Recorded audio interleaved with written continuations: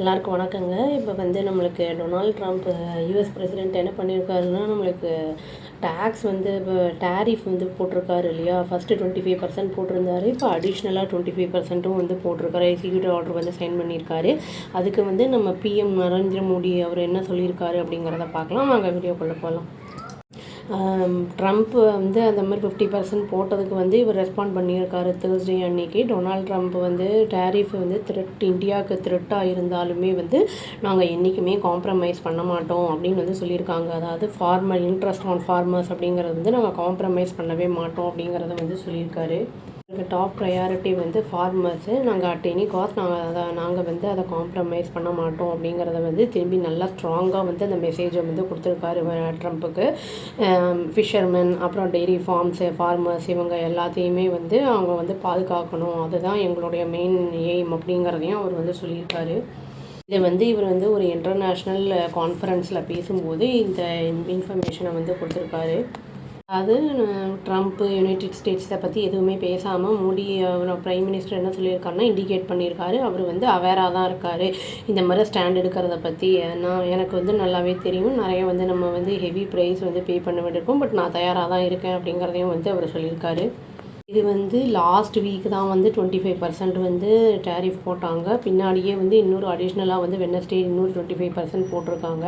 First 25% tariff போட்டது வந்து என்னென்னா ட்ரேட் இஷ்யூஸ் இருக்குது அதனால் அப்படிங்கிறத சொன்னாங்க. இப்போ அடிஷ்னலாக போட்ட டேரிஃபுக்கு என்ன ரீசன் கொடுக்குறாருன்னா டொனால்ட் ட்ரம்ப்பு இந்த மாதிரி வந்து ரஷ்யன் ஆயிலெலாம் வந்து இவங்க வாங்குறாங்க, இங்கே வாங்குறதுனால வந்து பணம் வந்து அவங்களுக்கு போகுது, அதை வந்து ரஷ்யா வந்து உக்ரைனுடைய வாருக்கு வந்து யூஸ் பண்ணுறாங்க அப்படிங்கிற மாதிரி வந்து ப்ளேம் பண்ணுறாங்க. இப்போ டோட்டலாக இவ்வளோ டியூட்டிஸ் வந்து போடும்போது 50% அப்படிங்கும்போது இந்த மற்ற எல்லா கண்ட்ரியை காட்டிலும் இதுக்கு வந்து இது வந்து நிறைய வந்து 50% அப்படிங்கிறது ஜாஸ்தியானதாக இருக்கிறதுலையே வச்சு அப்படிங்கிறதையும் வந்து சொல்கிறாங்க. இப்போ செகண்டு போட்டது வந்து என்னென்னா எப்போ போட்டாங்களோ அந்த டேரிஃபை அதுலேருந்து 21 டேஸ் கழித்து அது வந்து எஃபெக்ட்டுக்கு வரும், அது வந்து புழக்கத்துக்கு வரும் அப்படிங்கிறத வந்து சொல்லியிருந்தாங்க ஆல்ரெடி. இப்போ வந்து எம்இஏ என்ன சொல்லியிருக்காங்க அப்படின்னா வந்து மற்ற அடிஷ்னலாக வந்து டேரிஃப் இருக்கிறத வந்து நம்ம ஆக்ஷன் எடுத்த மாதிரி வந்து அதர் கண்ட்ரீஸும் வந்து இதை மாதிரி வந்து நேஷ்னல் இன்ட்ரெஸ்ட் வந்து காட்டுறாங்க அப்படிங்கிறத வந்து சொல்லியிருக்காங்க. நாங்கள் வந்து ஆல்ரெடி மென்ஷன் பண்ணியிருக்கோம், கிளியராக இருக்கோம். நாங்கள் இப்போ அதாவது வந்து இந்த இஷ்யூ பற்றி இன்க்ளூடிங் வந்து இம்போர்ட்ஸ் எல்லாம் வந்து எதை பேஸ் பண்ணினா மார்க்கெட் ஃபேக்டர்ஸை பேஸ் பண்ணி தான் நாங்கள்லாம் பண்ணுறோம். ஓவரால் அப்ஜெக்டிவ் எனர்ஜி செக்யூரிட்டி, அதாவது இந்தியாவுடைய மக்களுடைய அந்த செக்யூரிட்டி ரீசனுக்காக தான் அந்த இதெல்லாம் பண்ணுறோம் அப்படிங்கிறதையும் வந்து எம்இஏ வந்து சொல்லியிருக்காங்க. ட்ரம்ப்பு கிட்ட வந்து ஃபாக்ஸ் அப்படின்னு ஒரு சேனலில் வந்து இதை இன்டர்வியூ பண்ணியிருந்தாங்க. அவர் என்ன சொல்கிறாங்கன்னா ட்ரேட் டாக்ஸ் வந்து இந்தியாவோட நான் பண்ண மாட்டேன், இந்த இஷ்யூ யுக்ரைனுடைய அந்த இஷ்யூ ரஷ்யன் ஆயில் வாங்குறத இந்த இஷ்யூ வந்து ரிசால்வ் ஆகிற வரைக்கும் நாங்கள் வந்து நோ ட்ரேட் டாக்ஸ் அப்படின்னு வந்து சொல்லியிருக்காரு. எந்த ஒரு ரிடக்ஷன் எதுவுமே கிடையாது அப்படிங்கிற மாதிரி தான் சொல்லியிருக்காரு. அப்புறம் வந்து அந்த இதில் வந்து ஃபேமாக தான் இருக்கார். அப்படியே நம்ம பிஎம் வந்து ரஷ்யன் பிரசிடெண்ட்டுக்கிட்ட வந்து பேசியிருக்காரு, புட்டின்கிட்ட. அவருக்கு வந்து எல்லாத்தையுமே வந்து என்ன ஏதுன்னு எக்ஸ்பிளைன் பண்ணியிருக்காரு. உக்ரைனு ரஷ்யாவுக்குள்ளே என்ன நடக்குது, என்ன ஏது அப்படிங்கிறதெல்லாம் வந்து சொல்லியிருக்காரு. டெலிஃபோனிக்காக இதெல்லாமே நடந்திருக்கு அப்படிங்கிற மாதிரி நியூஸ் வந்திருக்கு.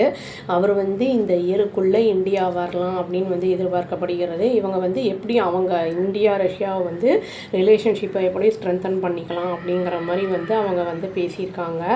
சைனாவோடையுமே வந்து இவர் வந்து பேசியிருக்காரு. சைனாவுக்கு வந்து இவர் இந்த மந்த் எண்டுக்குள்ளே நம்ம பிஎம் போக வாய்ப்பு இருக்குது, அந்த பிஸ்னஸ் விஷயமா வந்து பேசுகிறதுக்கான வாய்ப்புகள் இருக்குது அப்படிங்கிற மாதிரி வந்து சொல்லியிருக்காங்க. இனிமேல் தான் ஃபர்தராக பார்த்தா தெரியும், ஏதாவது குறைப்பாங்களா, இனியும் அவர் ஏதாவது வந்து ஜாஸ்தி பண்ணுவாரா, என்ன ஏது அப்படிங்கிறது பார்த்தா தாங்க தெரியும். அவ்வளோதான். Thank you. Please do like, share and subscribe our channel and click the all option and tap the bell icon. Thank you.